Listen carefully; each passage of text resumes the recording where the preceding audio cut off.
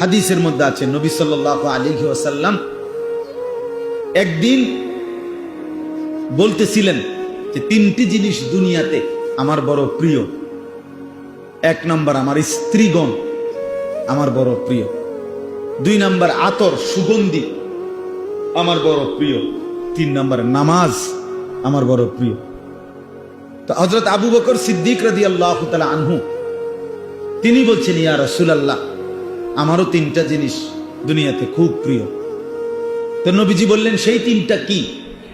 এক নম্বর আবু বকর সিদ্দিক বলেন, বেশি বেশি আপনার চেহারা মুবারক দেখতে থাকা, আর নাদরু ইলাইকা।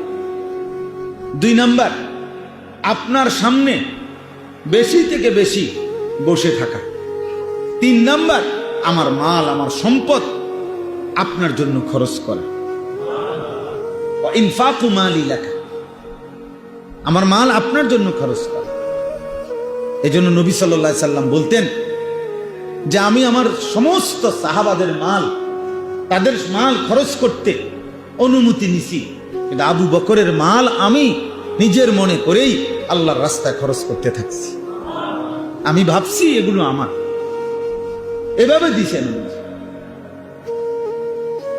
তাইলে প্রিয় বন্ধু, আজকে যদি উদ্ধৃত একটা টাকা আল্লাহর দ্বীনের জন্য ব্যয় হইতো, তত মনটারে বুঝাইতাম,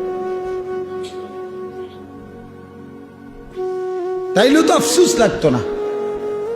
অকাতরে বানের পানির মতো, বন্যার পানির মতো এইভাবে টাকা ঢুকাইতেছে আর খরচ করছে।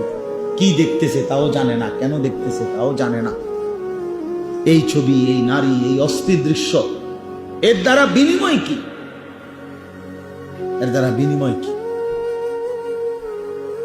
এর দ্বারা আমার ফায়দাটা কি?